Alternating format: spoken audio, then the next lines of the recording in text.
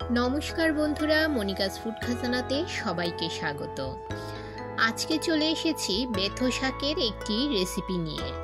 বেথো শাক অনেকেই অনেকভাবে তৈরি করে থাকেন, তবে আমি আজ যেভাবে আপনাদের বেথো শাক তৈরি করে দেখাবো সেইভাবে তৈরি করলে ভীষণ টেস্টি হয় খেতে বন্ধুরা।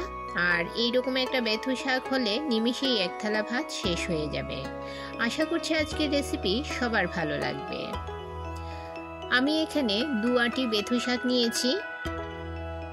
বেথো শাকগুলোর গোড়ার অংশটা বাদ দিয়ে উপরের নরম অংশটা নিয়ে নিলাম।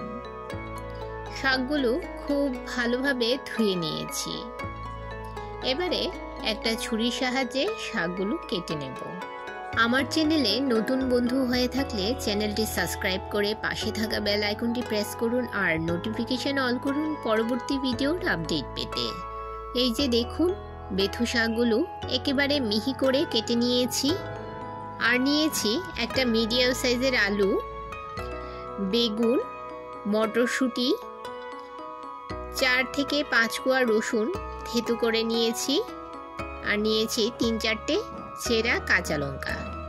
এই সবজিগুলো দিয়ে আমি বেথো শাকের রেসিপিটা করব। গ্যাসের চুলায় কড়াই বসিয়ে 2 চামচ রিফাইন্ড অয়েল গরম করে নিয়েছি। এবারে এতে দিয়ে দিলাম 2টো শুকনো লঙ্কা ও 4-5 কোয়া থেতো করে রাখা রসুন। যারা রসুন খান না তারা 5 ফোড়ন ও আদা ফোড়নে দিয়ে এই শাকটা তৈরি করতে পারেন, তবে আমার রসুন দিয়ে এই শাকটা রান্না করলে বেশি ভালো লাগে, তাই আমি রসুন দিয়ে দিলাম। এবারে শুকনো লঙ্কা ও রসুনগুলো সামান্য নেড়ে নিয়ে এতে দিয়ে দিলাম কেটে রাখা সবজিগুলো। বন্ধুরা, যারা আমার রেসিপিটি এই পর্যন্ত ধৈর্য সহকারে দেখছেন অথচ একটা লাইক দিতে ভুলে গেছেন, তাদের কাছে অনুরোধ, প্লিজ একটা লাইক দিয়ে ভিডিওটি কন্টিনিউ করুন। আপনার একটা লাইক পৌঁছে দিতে পারে আমার রেসিপি আরও বহু মানুষের কাছে।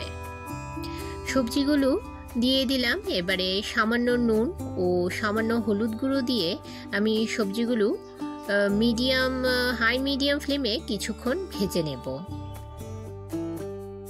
আলু ও বেগুন কিছুক্ষণ ভেজে নিয়ে দিয়ে দিলাম মটরশুঁটিগুলো দিয়ে আলু বেগুনের সঙ্গে আরও কিছুক্ষণ আমি 5-7 মিনিট আমি ভেজে নেব। এবারে এতে দিয়ে দিলাম 4-5টে চেরা কাঁচা লঙ্কা আর দিয়ে দিলাম কেটে রাখা বেথো শাকগুলো আর দিয়ে দিলাম পরিমাণ মতো নুন। সবজি ভাজার সময় নুন দিয়েছিলাম, তাই নুনের পরিমাণটা বুঝে দিতে হবে। সব কিছু ভালো করে একসাথে মিশিয়ে নিয়ে লো ফ্লেমে ঢাকা দিয়ে 5 মিনিট রান্না করে নেব। 5 মিনিট পর দেখুন শাকগুলো মজে কতটা কমে গেছে আর সবজিগুলো খুব ভালোভাবে সেদ্ধ হয়ে গেছে। এবারে গ্যাসের ফ্লেম হাই মিডিয়ামে রেখে শাকগুলো 5 থেকে 7 মিনিট ভেজে নেব। তৈরি হয়ে গেল খুবই সুস্বাদু আলু বেগুন দিয়ে বেথো শাকের রেসিপি। আপনারা বাড়িতে অবশ্যই এইভাবে বেথো শাক রান্না করে দেখবেন, ভীষণ সুস্বাদু হয় খেতে বন্ধুরা। এইরকম একটা রেসিপি থাকলে এক থালা ভাত নিমেষেই শেষ হয়ে যাবে।